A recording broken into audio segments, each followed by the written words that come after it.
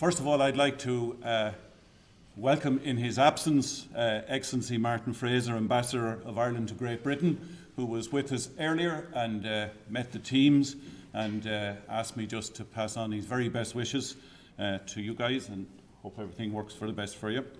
I'd also like to welcome Sean Connolly, who's the Agricultural Attaché at the Embassy. Sean, you're very welcome, and thank you for joining us. And so, to the participating teams from University College Cork and the South East Technological University of Waterford, you're very welcome. To our esteemed judges, invited guests, ladies and gentlemen, it is my great pleasure to welcome you to the Great Agri-Food Debate Grand Final here in London's magnificent Butchers Hall today. My name is Paul Nolan and I'll be your moderator today. And the topic that we are debating, of course, is the solution to negative customer perceptions to the red meat is more honest communication. Before we get to the debate, just to say that the teams have been given details of the rules, and I'm sure they're well familiar with them at this stage, having been involved in a number of activities before we got here today. But just the main points are that the team captains will open and close the debate and introduce their teammates. Each student speech will be a maximum of 5 minutes. Time will be monitored by our designated timekeeper today, who is my colleague Beth Ann Davis. And Beth Ann, you might just give us a little... There we go. So there'll be one of those after 4 minutes and two after 5. The interrupting of a student while they're speaking is not allowed, but after each speaker, 1 point of information may be offered by the competing team. And again, just to remind you, that's what it is, a point of information. Points of information are not allowed following the captain's closing arguments.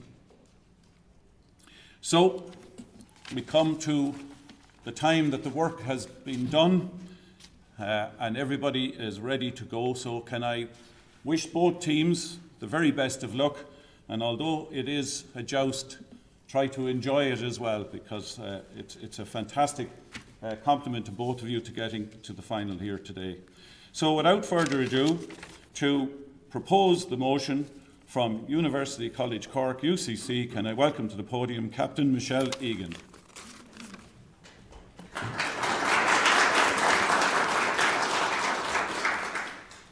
Good morning. Judges, adjudicators, members of the opposition, ladies and gentlemen. Welcome today to Butchers Hall, a very apt named location for today's discourse. I am here alongside my teammates to say that the solution to negative consumer perceptions of red meat is more honest communication. My team and I wholeheartedly agree with this motion, and alongside me to promote this, I have Paul, Barry and Edmund. Allow me to define said motion. The Oxford Dictionary defines a solution as a way of solving a problem or dealing with a difficult situation. A perception is a person's idea, belief or image they have as a result of what they see or understand of something. Red meat is meat which is brown when it has been cooked, such as beef or lamb. To be honest is to not hide the truth about something. And communication is the activity or process of giving people information.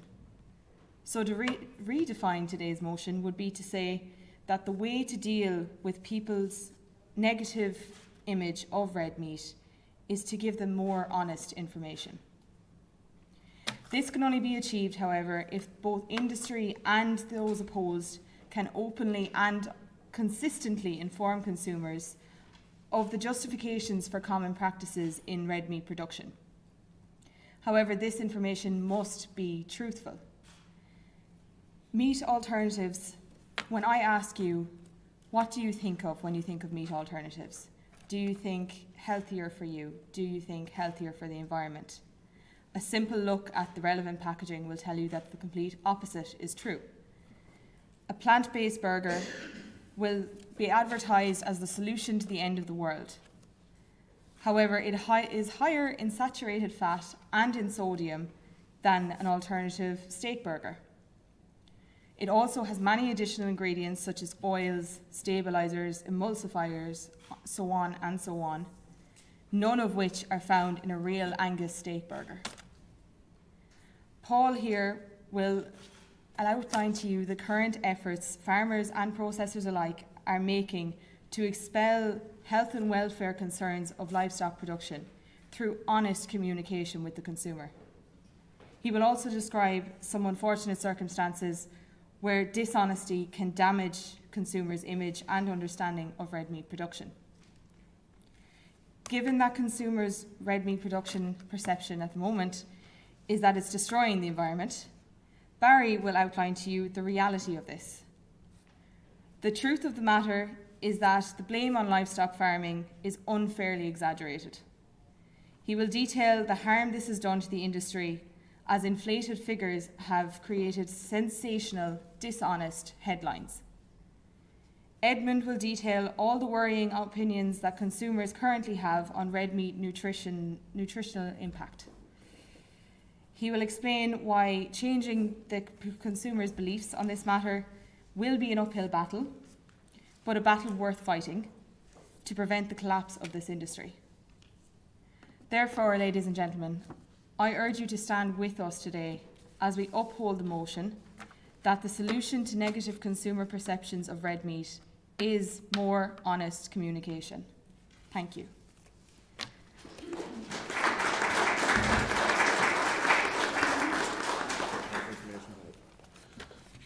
Yeah, point of information. Yeah, Michelle, you mentioned plant-based foods. Do you not think that plant-based foods are outside the confines of today's motion when we're talking about the red meat industry? Thank you for your point. No, I don't believe so, because if consumers are driven away from the meat products by the negative associations they have with red meat currently, it is plant alternatives that they will turn to. That is what the marketing and media tells them to do. Thank you. Thank you very much. And just before Patrick takes to the floor, my apologies. I should, of course, have asked the judges to introduce themselves to you. So perhaps we'd start with Niall on my left. Good morning, everyone. Niall Brown is my name. I'm the Chief Executive of Dawn Meats in Dunbia, and really looking forward to a fantastic debate this morning. Good morning, everybody. Harriet Wilson. I lead agriculture and sustainable sourcing for McDonald's UK and Ireland.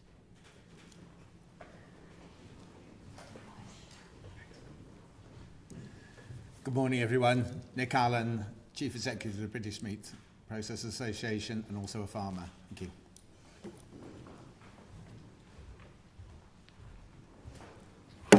Good morning, Siobhan Barnes. I'm Senior Procurement Manager for Whitbread.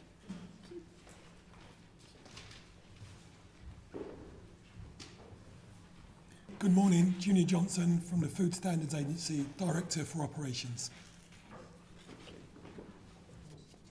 Thank you very much, judges, and apologies again. So we continue now with the opening remarks from SETU Captain Patrick Shanahan opposing the motion. Patrick.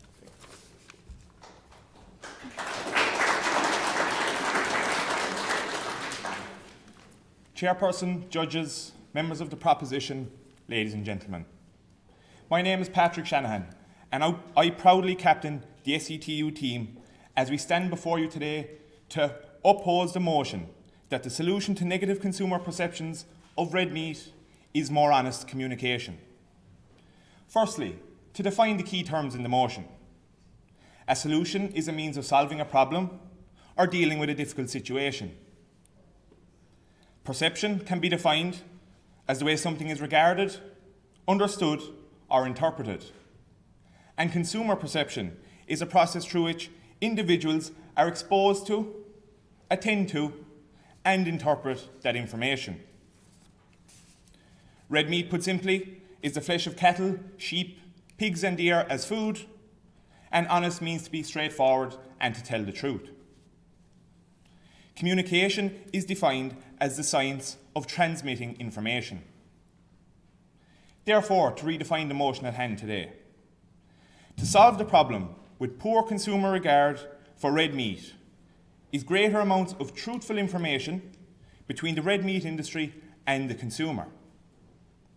Now, before we go any further, my team needs to make one thing absolutely clear. We will not be suggesting that there should be less honest communication within the sector, because the red meat industry in Ireland has it all laid out. It is fully transparent and traceable. What we are arguing today is that the solution to consumer negative perception is much more complex than just more honest communication. And our team have identified a range of solutions that will have far greater impact and effect. The first argument my esteemed colleague Ciara will put forward today includes an analysis of the key reasons behind consumers' negative perceptions of red meat. These reasons include consumer concerns around health and nutrition, animal welfare and sustainability, and a fragmented red meat sector that often has different messages, leading to consumer confusion. Secondly, Owen will delve into consumer consumption of social media and a changing cultural and social landscape that the red meat sector needs to take into account. He will analyse the current communication strategies of companies in the red meat sector and show while the information is honest, it is not effectively engaging and exciting us, the consumers. The proposition solution of more honest communication is one-dimensional and is somewhat naive, as it makes the assumption that up to now, communication has not been honest, which is just not the case. Cormac will reinforce our team's argument with some solutions that the various stakeholders can focus on to improve consumer perceptions of red meat. The sector needs to be more relevant and relatable in its product marketing, which could include convenience options to suit people living in our busy world today. In 2021, a Board BA consumer survey was conducted amongst adult consumers who eat red meat. The results are stark, as I quote. They indicate an expected continuation of downward decline in beef consumption. The survey results also suggested an increase in the number of people who intend to stop beef consumption in the future. Ladies and gentlemen, we are losing the hearts and the minds of consumers in Ireland and the UK, despite the honest communication. Something radical must be done. Our team have carefully examined the reasons behind consumer negative perceptions of red meat and strongly believe that the solutions we are suggesting, once implemented, will turn the tide and result in improved consumer perceptions of red meat. Thank you.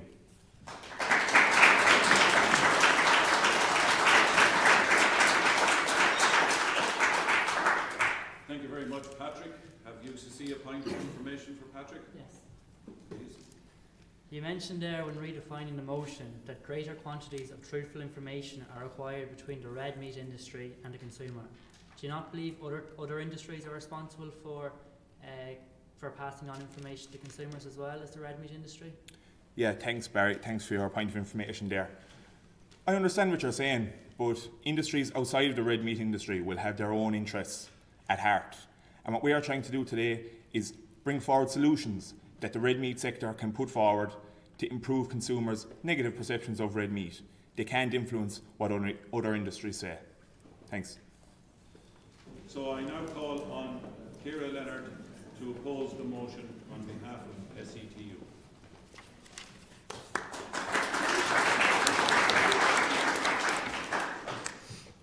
Good morning, Chairperson, adjudicators, timekeeper, members of the proposition, ladies and gentlemen.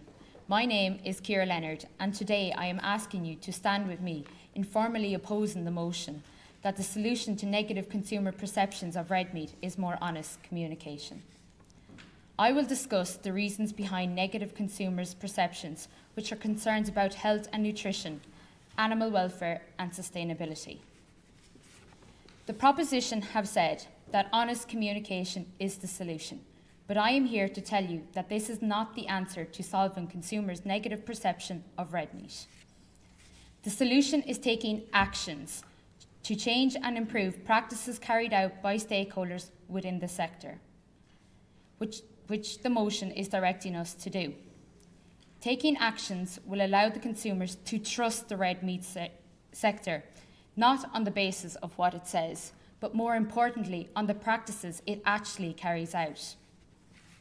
Results from a Board BA survey from 2021 states that Irish consumers believe that they should reduce their beef consumption for animal welfare and sustainability reasons, and they are being influenced by families and friends to do so. This is despite the honest communication that currently exists within the sector. Something therefore must be done to change or influence these consumers otherwise. What is this, you may ask? The solution is simple. Improvements and changes in behaviours and practices by the stakeholders within the sector in order to create more positive perceptions around red meat. The BSE crisis and horse meat scandal created negative perceptions of red meat. It was only when changes in legislations, more regulations and clear penalties for non-compliance were implemented that perceptions of the red meat products improved. Let's look at the horse meat scandal in 2013. This involved the contamination of certain beef products with horse meat. It was first discovered in Ireland by the Food Safety Authority, where they found that 37% of the beef burgers that they analysed contained traces of DNA horse meat. It was a scandal that ricocheted throughout Europe. At that time, 54% of customers surveyed by the Food Safety Authority said that they bought less beef as a result of the debacle. So what changed? Actions were taken. An EU-wide programme for the DNA testing of beef products was established. There were stricter regulations around labelling requirements to list the composition of products, including nutritional information. These actions increased compliance in the sector, which re-established consumer confidence. Our team proposes greater collaboration between all stakeholders. The IFA, researchers, meat processors and farmers to examine the real and perceived consumer concerns around animal welfare. While Ireland rates very high in terms of animal welfare, this message is being distorted. How then can we address this? If the sector is really concerned about negative consumer perceptions, then it really needs to consider taking extreme actions. This could include increasing the number of days the calves spend with their mothers and providing severe penalties to farmers that restrict livestock from their natural way of grazing. Once actions are implemented, then stakeholders need to be encouraged and rewarded for their improved practices and better behaviours.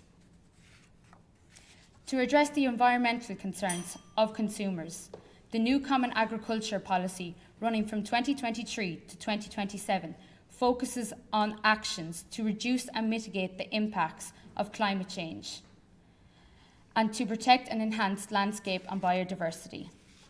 These actions will address challenges related to the spread of antibiotic resistance, outbreaks of foodborne diseases, and improve and enhance animal welfare and nutrition. Ladies and gentlemen, actions speak louder than words. It is only by taking these actions that the negative perceptions of red meat can be changed. Thank you.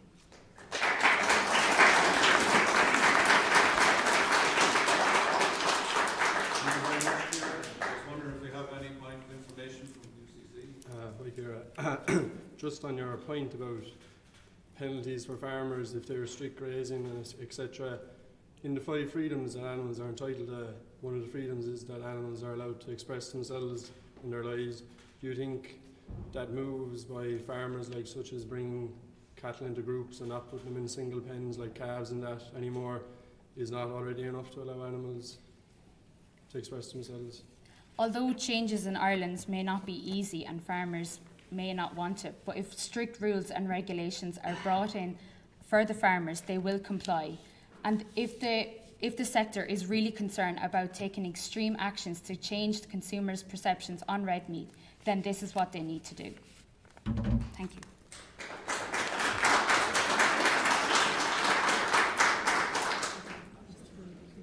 So now, proposing the motion, the solution to negative consumer perception of red meat is more honest communication, is from UCC, Paul O'Brien.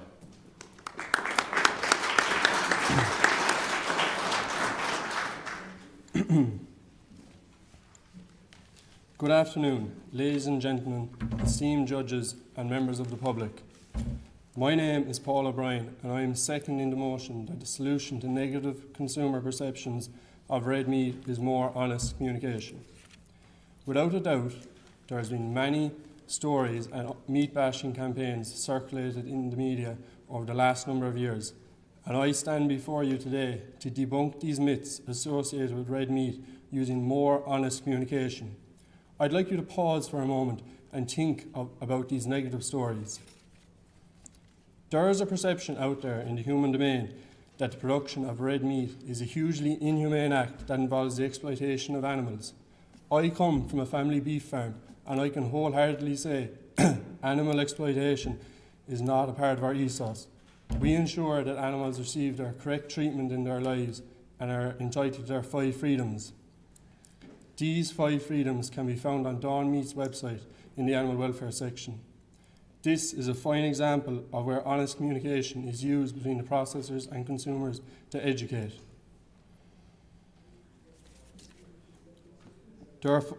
It also shows the welfare and care that is provided to Irish beef and should alleviate any concerns the public might have of animals' rights being disregarded or mistreated. The perils of dishonest communication are not to be underestimated. According to a paper by the National Library of Medicine conducted on the Australian public on animal welfare, opinion leaders believed that they knew more than non-opinion leaders, 3.63 versus 3.01 on a 5-point scale. But in reality, the two groups had the same levels of knowledge. Opinion leaders wrongly believed that they knew more than non-opinion leaders.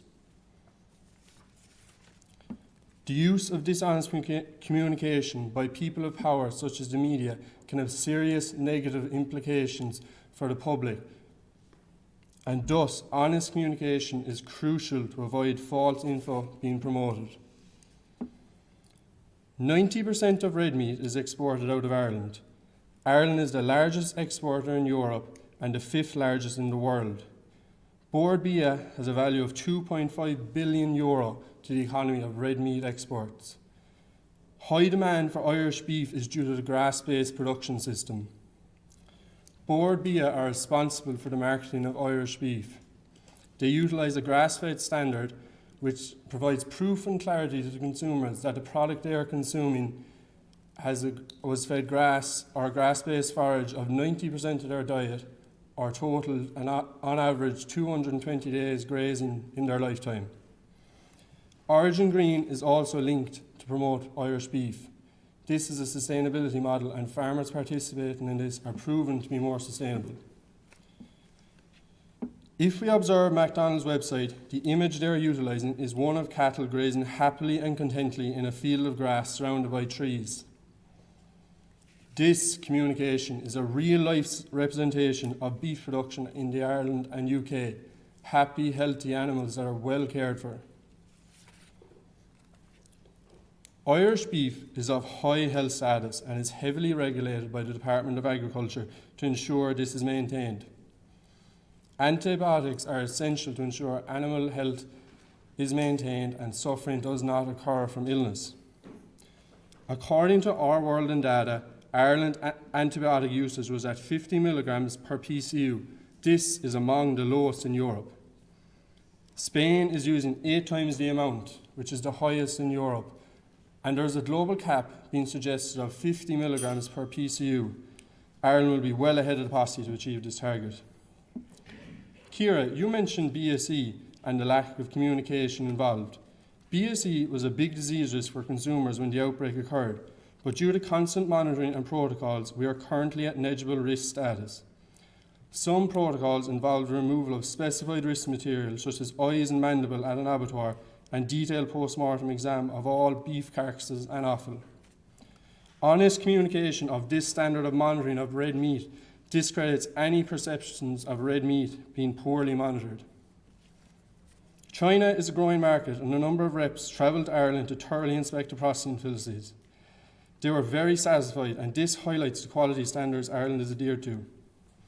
I believe honest communication is critical to ensure consumers are correctly informed and educated on red meat and do not fall victim to believing false negative perceptions. As the saying goes, thank you for listening to my speech today.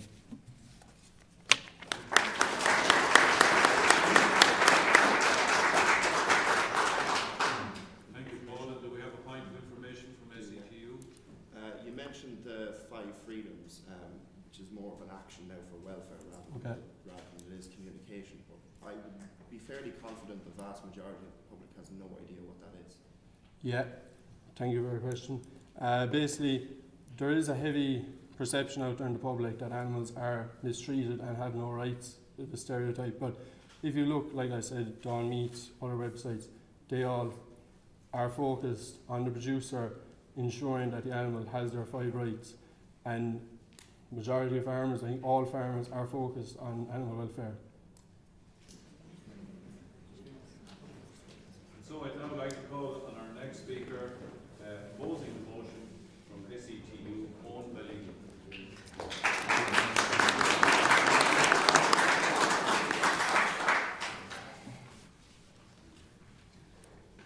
Chairperson, adjudicators, members of the proposition, ladies and gentlemen, let's get real here.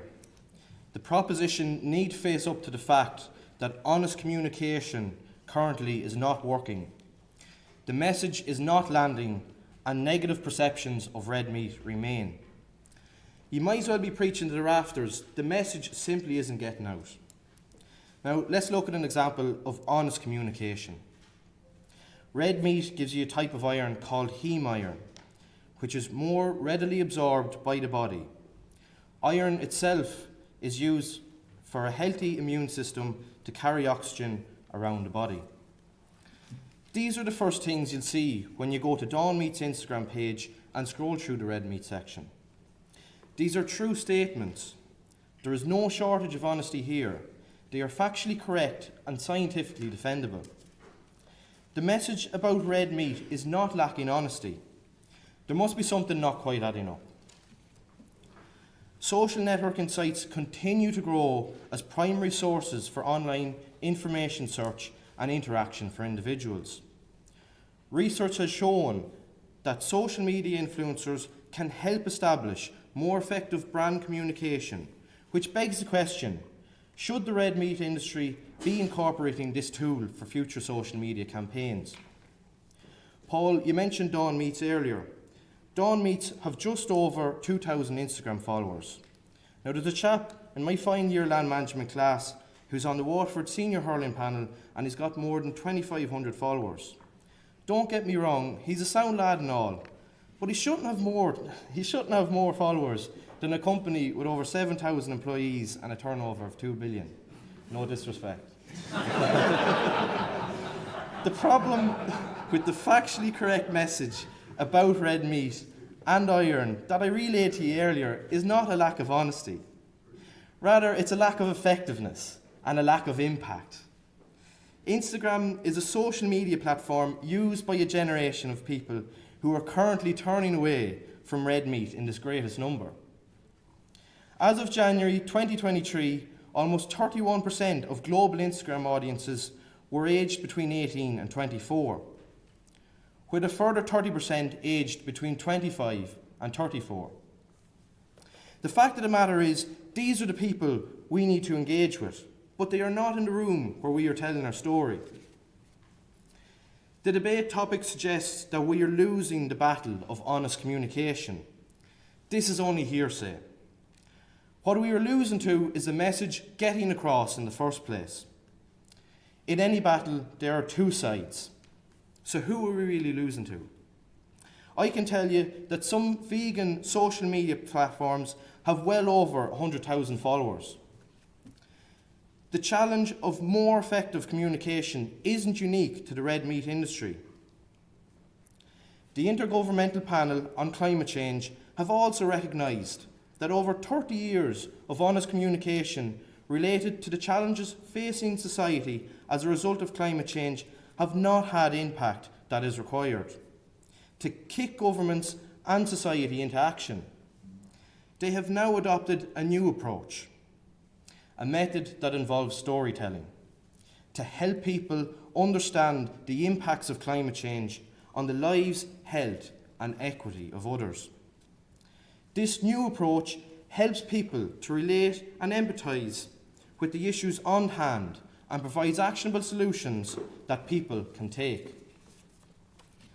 Our solution is for the red meat sector to concentrate on better usage of emotional language that engages on an emotional level, to be more creative in terms of persuasive messaging, and to use social media, in particular Instagram and TikTok, to capture the imagination and attention of younger consumers and to engage influencers to spread the message.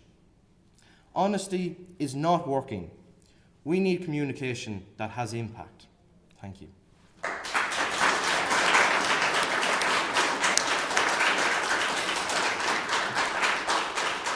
Thank you, Owen, and we have a point of information from UCC. Owen, would you accept the point that more honesty is, however, absolutely required to ensure that information is more impactful, and the best way to get this message across is to be fully open and use the self-evident qualities of beef to sell themselves?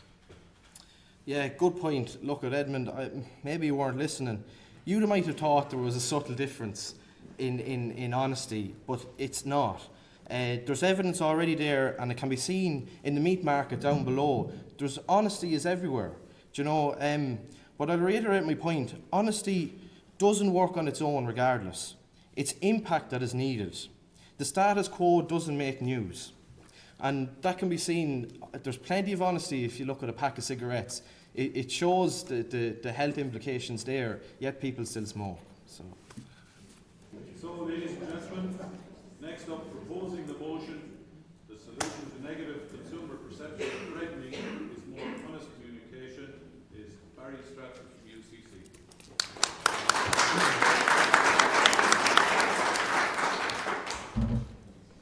Good afternoon, ladies, gentlemen, esteemed guests, chairperson, judges and adjudicators. My name is Barry Stratford, but firstly I want to go back to what Ciara said. Ciara wants greater actions, keeping calves longer with cows and more regulation. Surely we need honest communication to show people what actions we are taking. I want to tell you about how attention-grabbing newspapers and fallacious research is hampering consumer opinion on red meat. Consumers are at the receiving end of unacceptable dishonesty regarding emissions, climate change, land usage, water usage, and dietary advice. This must change. This has to change. Honest communication is essential. Recent trust and transparency research by ADHB shows that the environment is important to 48% of consumers when choosing meat. The survey shows the importance of honest communication. The number of consumers whose perception could be changed by bad, false, dishonest information is massive. Ruminant enteric methane emissions are calculated using the GWP 100 method. Methane is treated the same way as carbon dioxide. This is false, this is bad, this shouldn't happen. Methane is a short-lived gas and breaks down naturally in the environment in about 10 years. It's part of this biogenic methane cycle and is sequestered by plants. The Irish Examiner had a headline just 3 weeks ago titled, "Food Production Emissions Would Push World Past 1.5 degrees Celsius." We must ask the question, why wasn't a different sector chosen for this title, such as the energy sector? How can public be expected to have factual information when the media helps forge negative consumer perceptions using incorrect, dishonest greenhouse gas figures? Grassland farmers, i.e. red meat farmers, use very little pesticides. The tillage sector applies 31.4 times more pesticides per hectare compared to grassland farmers. This research is according to the Arable and the Grassland and Fodder Crop Survey Report 2015-2016. Similar trends are true for fertiliser. Looking at Teagasc's latest survey on fertiliser usage, tillage farmers in Ireland apply 1.64 times more nitrogen per hectare, 3.29 times more phosphorus per hectare, and 3.8 times more potassium per hectare than grassland farmers. Yet nearly all negative media attention is placed on the grassland red meat farmer, with headlines such as "Rivers and Lakes Force Pollution Crisis Caused by Ireland's Dairy Industry." Is this really honest communication? Tillage land is also affected physically to a much greater extent from ploughing and harrowing. This releases carbon dioxide, but it also damages soil structures and kills millions of microscopic and macroscopic insects and mice. As US President Franklin D. Roosevelt warned in 1937, the nation that destroys its soils destroys itself. There's perhaps no report that demonstrates just how harmful misleading information can be to consumer perception than the Eat Lancet report. This report is published in one of the most influential medical journals in the world, and it has flaws so wide we can see right through them. It uses data from the Global Burden of Disease 2019 to tell people and governments to limit red meat by 90% and that we should be eating a mere 14 grams of red meat per day. It has rules. The Lancet has rules and regulations such as PRISMA and GATTR rules. This links red meat, which the Eat Lancet report does not obey with. The Eat Lancet report links red meat to many diseases which meta-analyses don't. Here we can see, as Owen wrongly said, that honesty isn't everywhere. Health implications were not considered in this report, and grass-based production of red meat was not considered in this report either. To make matters worse and to quantify the unjust damage this dishonest report has made, the GBD 2019 has been cited in 635 documents, including 351 scientific papers and 9 policy documents. Luckily, researchers scrutinising the Eat Lancet report are reducing the spread of this dangerous, dishonest information. We need to give consumers a more transparent source of information on red meat. Without a doubt, we need more people like Professor Stanton to communicate honest information. As the saying goes, the one bad apple spoils the bunch. Thank you.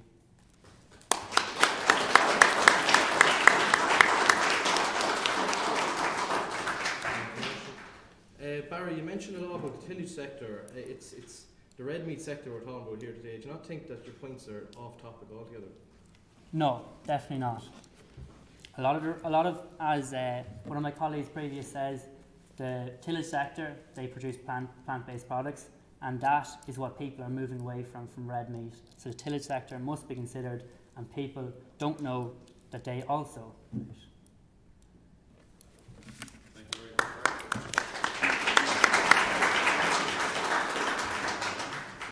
And so, ladies and gentlemen, opposing the motion, I'd like to call on our fourth speaker from SETU, Cormac Coffin.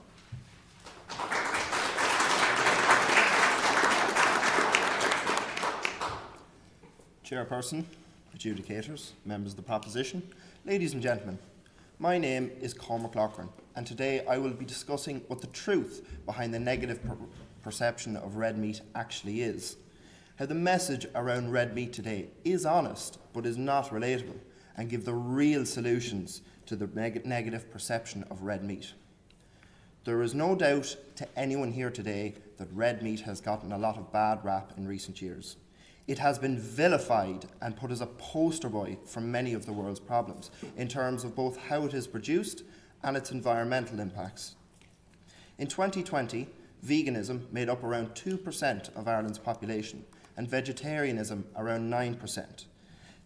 And this has only increased as the years have progressed. These are down to lifestyle choices. Right now, red meat is not popular, and as Owen has pointed out, are not trending on social media. What we need is the likes of the two Johnnies giving red meat the same attention they give to chicken fillet rolls. Because God knows, in Tipperary, the demand for chicken fillet rolls is booming. The communication around red meat is, while honest, is not relatable. It relies on traditional messages featuring a family sitting around a roast dinner. The reality is that many young and single consumers feel alienated from this messaging, with the latest CSO report indicating that 24% of households in Ireland consist of only one person.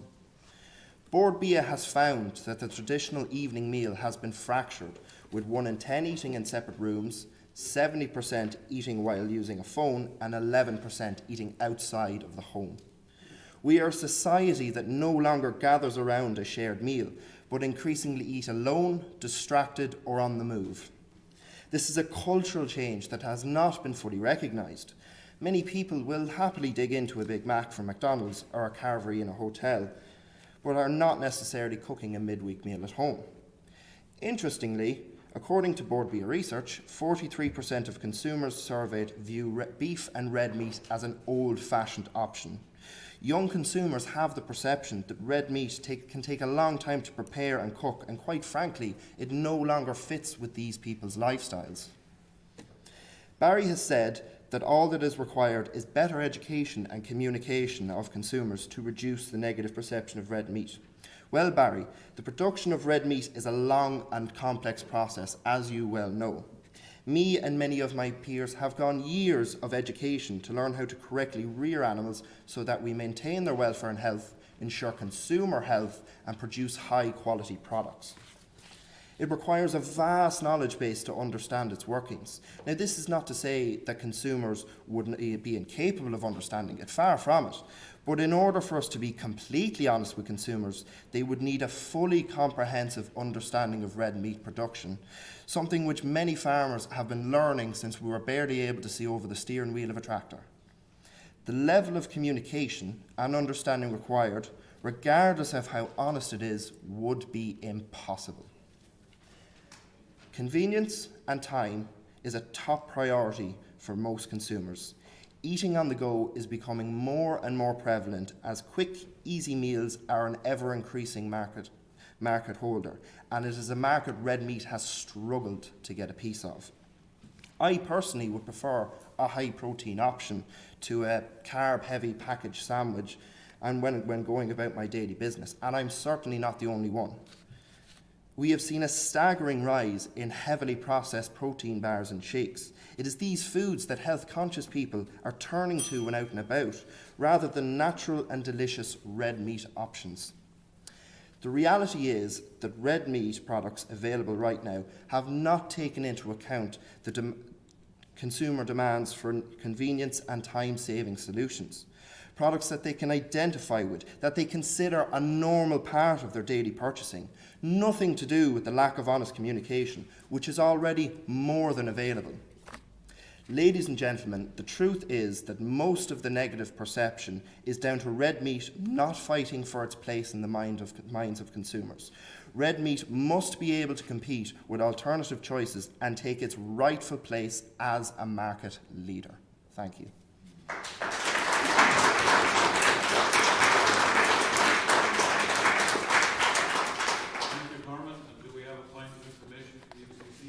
Yes, Cormac, you claim that we are being open and honest with the consumers, but they are still turning to these convenience foods.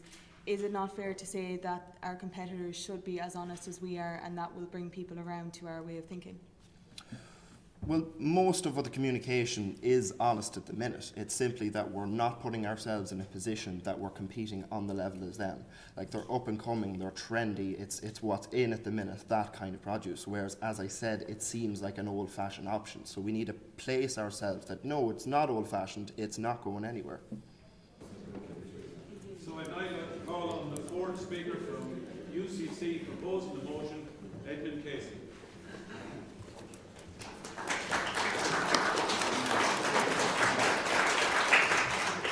Ladies and gentlemen, it's a pleasure to speak to you this afternoon. My name is Edmund Casey and I hail from Cork, just outside Cork City in the south of Ireland, and this is my first time in London. And I've been blown away by the amount of people here, and I got to thinking last night in my hotel room, if I was to go out in the street in London City and ask the average consumer what their perception about red meat is, what would their answer be to me? They would probably tell me that red meat, and they would have this perception from years of conditioning, I would argue, is bad for their health, causes heart disease and a whole myriad of other problems. I believe fundamentally that the best way for us as an industry to combat this misperception is to come out with more honest communication. The opposition have rightly stated that we need more impactful communication. I believe fundamentally that the only way to achieve more impactful communication is to be honest and to be fully open. We cannot afford to hide anything, and we don't have to. The Irish and British beef industries are among the best in the world. In fact, they are the best in the world, and largely that is thanks to people in this room. Fundamentally, I believe that we have to be more honest, have to be more open, even though we're doing great strives to be there already. Ladies and gentlemen, we've heard a lot from the opposition about how impactfulness is important, and yeah, they're right, we definitely do need more impactfulness, but again, I'd like to reiterate, communication, being honest in our communication is the only way to achieve that. More recently, a 2018 report from Public Health England found that more than 2/3 of people in the UK are overweight or are obese, that the incidence of type 2 diabetes has increased by 90% since the year 2000. That's a frightening statistic. And clearly something is wrong with the way that our diets and lifestyles are being carried out. Red meat is one of the only foods that humans have consumed since the Paleolithic era, yet in recent years certain lobbies have attempted to bash and discredit its nutritional soundness and its irreplaceable position in a balanced diet. We know this as a fact, that red meat is essential for our well-being. Being honest in our own industry is essential to counteract the dishonesty that we see in the opposite industry. And when I say the opposite industry, I talk about extreme sort of vegan companies and their fellows. We need to be very, very honest in our communication and dispel any misinformation there. These negative perceptions of red meat have become deeply ingrained in the public consciousness, and changing them will require a concerted effort. This effort must involve not only our industry, but as I said, the opposite industry, the media and public figures. Another study of noteworthiness conducted by Harvard University, a large-scale meta-analysis of 6 million participants found that there was no evidence to support the idea that red meat consumption increases the risk of heart disease, obesity or mortality. Indeed, it was found that reducing red meat intake had little or no impact on health outcomes. These are the kind of statistics we need to talk about. I can guarantee that most of the people in here who are involved in the beef industry might not have even known about that study. These are the kind of good news stories that we really need to push as an industry, lads. In light of this, I believe that the solution to consumers' negative perceptions about red meat is definitely more honest and open communication. We have to be transparent, we have to be open, and we have to dispel these myths and misinformation. Again, research from the University of Michigan has shown that misrepresentation of meat as an unhealthy product can have a profound impact on consumer behaviour. The study in fact found that consumers who are exposed to negative information about red meat are far more likely to believe that it is unhealthy, and they will avoid purchasing it. This effect is particularly strong amongst consumers who are already concerned about their health. More honest communication, talking about the benefits of red meat on a nutritional basis, is absolutely essential to counteract this. To conclude, negative perceptions of red meat are a result of a lack of honest communication from both the vegan side and maybe from our side. We need to be more honest and more forthcoming with the information that we have at hand. We must work towards a more transparent and honest dialogue with consumers in order to combat the misinformation and negative narrative that currently surrounds red meat. It's only through more honest and open communication that we can possibly ensure that consumers are informed about the many health benefits associated with consuming our products as part of a balanced diet. Thank you very much, ladies and gentlemen.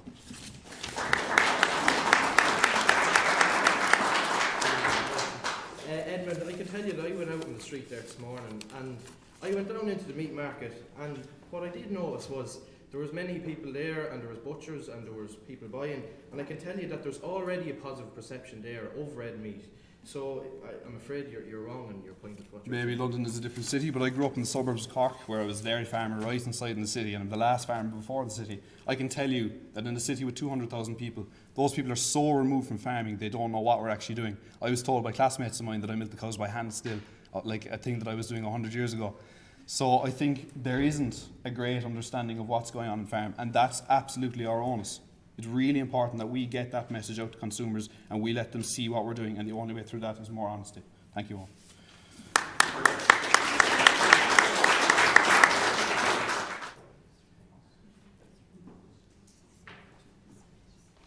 So, ladies and gentlemen, doesn't time fly when you're enjoying the joust? We're already at the stage of closing captain's remarks. We will ask both captains to speak, and there will not be a judging time in between, and there are no points of information to be offered at this stage. So can I call on Patrick Shanahan from SETU to give their closing remarks in opposing the motion. Patrick.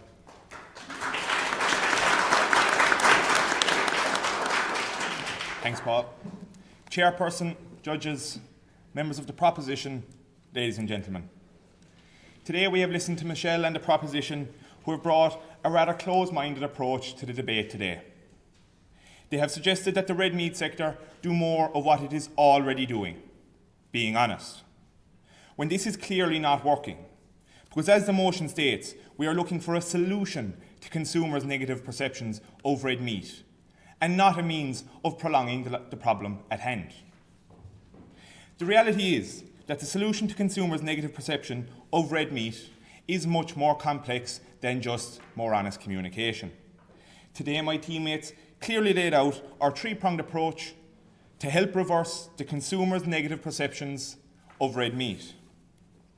Firstly, as Ciara discussed in depth, a collaborative approach across government, farmers, meat processors and retailers to take consumer concerns into account, and if necessary, that the sector change current behaviours that are of deep concerns to consumers. Because when it comes to consumer perception, actions speak louder than words. Secondly, Owen's research showed some gaping opportunities that the sector is simply missing.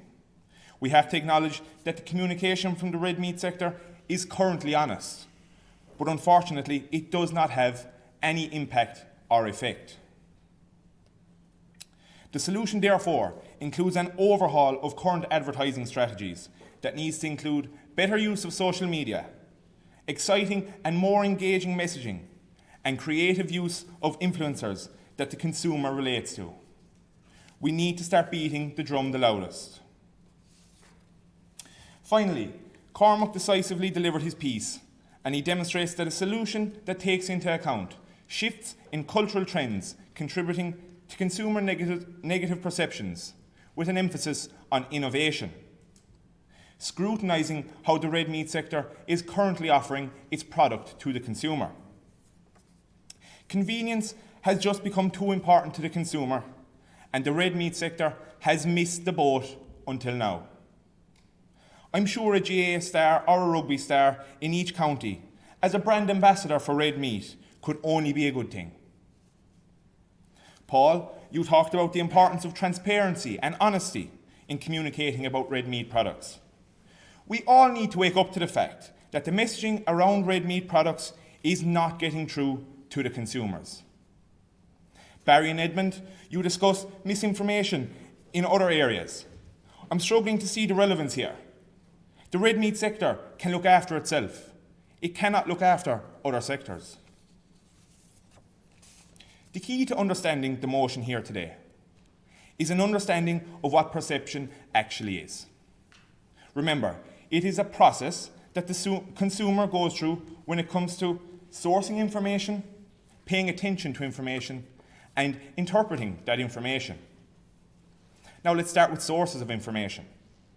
My team has told you today that the red meat sector is not exploiting the sources of information that younger consumers frequent on a regular basis, namely social media platforms such as Instagram and TikTok. And when we look at attention, the message, while honest, is not currently being paid attention to, and why. As we have said, it is because it is not emotionally engaging, it is not creative, and it is not relatable to that younger consumer. Finally, interpretation. Currently, younger consumers interpret red meat products as too traditional and boring, as Cormac laid out. What is now required is for red meat products to start trending, to be considered cool and with it.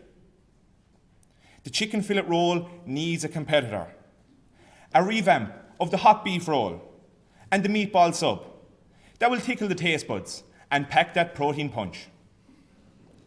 Ladies and gentlemen, join my team in strongly defeating the motion here today. Thank you. Thank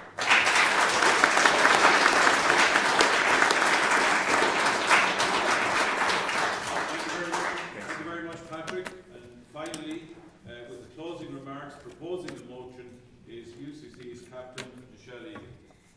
Good afternoon once again.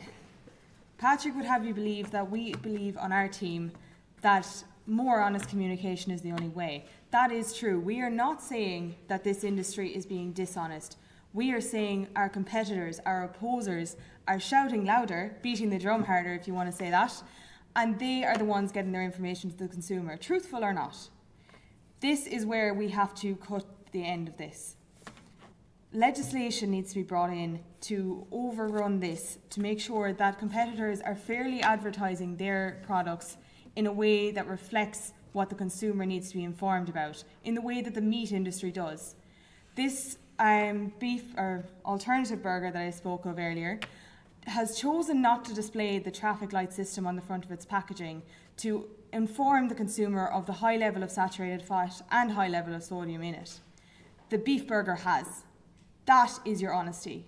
We are being open, but if our competitors are not giving us the same fair share of it, how is the consumer to make an informed decision? The opposition have called today for celebrities to take over and take control of this and get the information to the consumer. We 100% agree with this. Take, for example, Jeremy Clarkson and Clarkson's Farm. Look at the good that has done for the industry, as meat processors and people who have no understanding of the industry can easily understand and comprehend the reasons behind our production system and why we take the calf away from the mother and everything relating to that. There are initiatives already in place, such as Farmer Time, which engages farmers with primary school students to inform them on the production system, and also City Labs, which connects students, citizens and academia and stakeholders to identify and solve issues such as this before us. Honesty is the fastest way to prevent a mistake turning into a failure. And unfortunately, an uncomfortable truth is always better than being caught in a lie. But so far as today, our competitors have been allowed to say what they want, spread what information they want about our industry and their own. We are calling for the opposing industries to be held to the same accountability that our meat producers currently are, with board BA schemes and so on and so forth. There is not an equivalent for these products. Paul was challenged on consumers being aware of these 5 freedoms.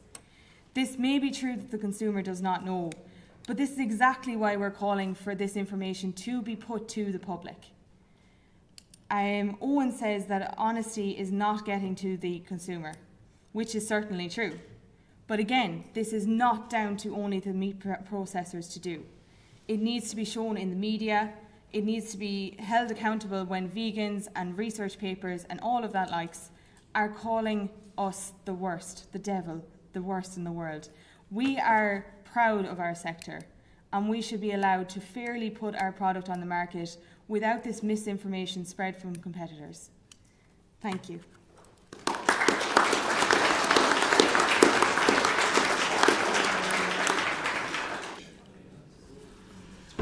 Okay, so without further ado, at this stage, it is my pleasure now to call on Dawn Dunbia CEO, Niall Brown, who's going to say a few words to you. He doesn't know that, but he is.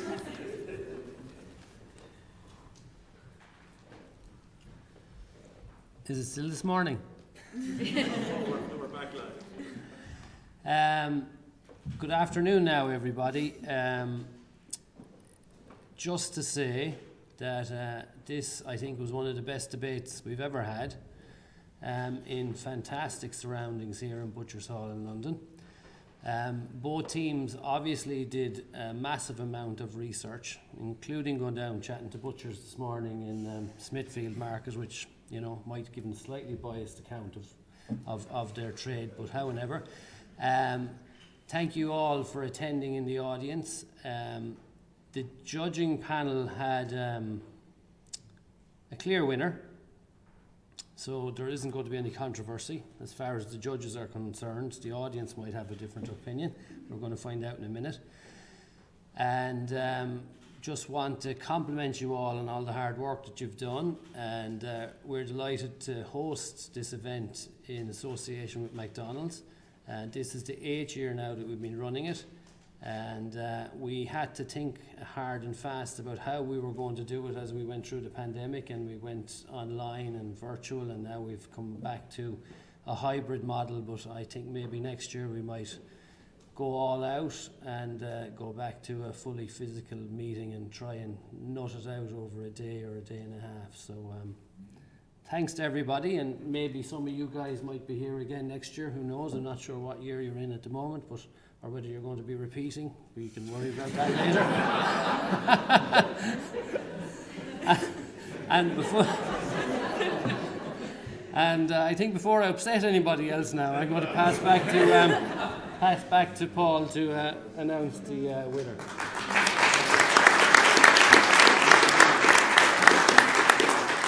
Thank you very much, Niall. And as you know, this event is co-sponsored between Dawn, Dunbia and, of course, McDonald. So it's my pleasure now to ask Harriet to say a few words. Another surprise, even for Harriet. Please. We can leave your books. We won't steal them, honestly. It's been a real pleasure to judge this final today, because I actually, a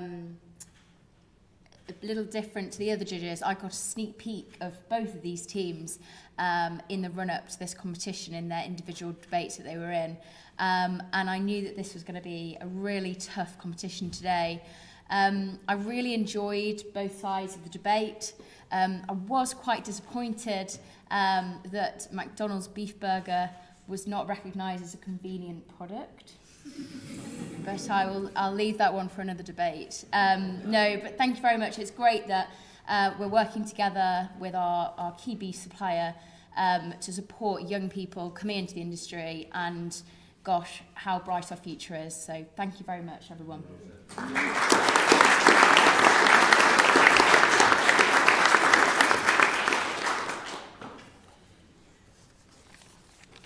So, we have reached that time.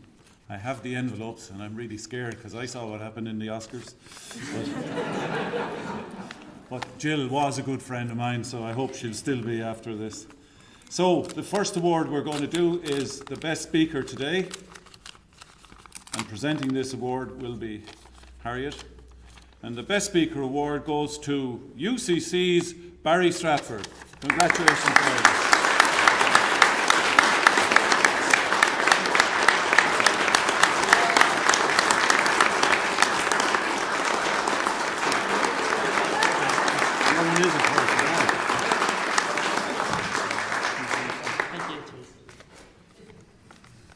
And so we need a drum roll almost, which we haven't got.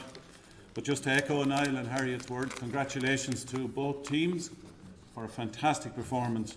And remember, the big thing here is that whatever happens, this should stand to you. This has been a great experience for you, I hope. And the winner of the 8th Awards Great Agri-Food Debate award goes to SETU.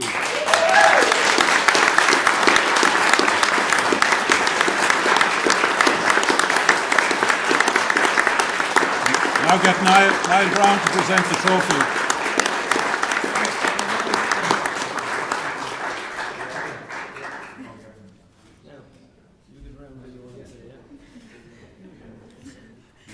No, we're doing it.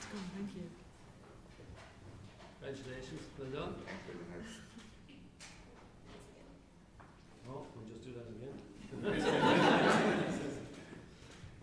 Lovely, thank you. All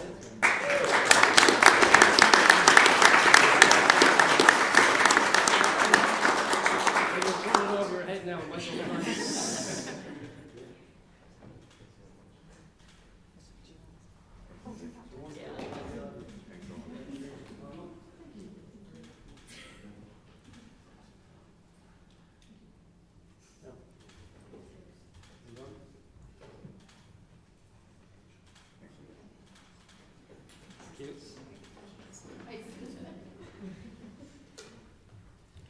So congratulations once again to SETU, and of course we cannot but recognise the valiant effort made by UCC. Let's give them a round of applause. Fantastic.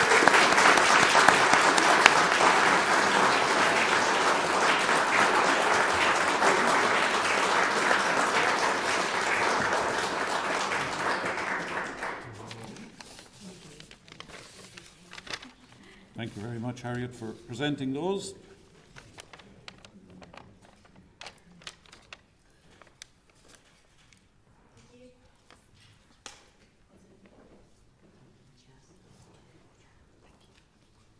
All done.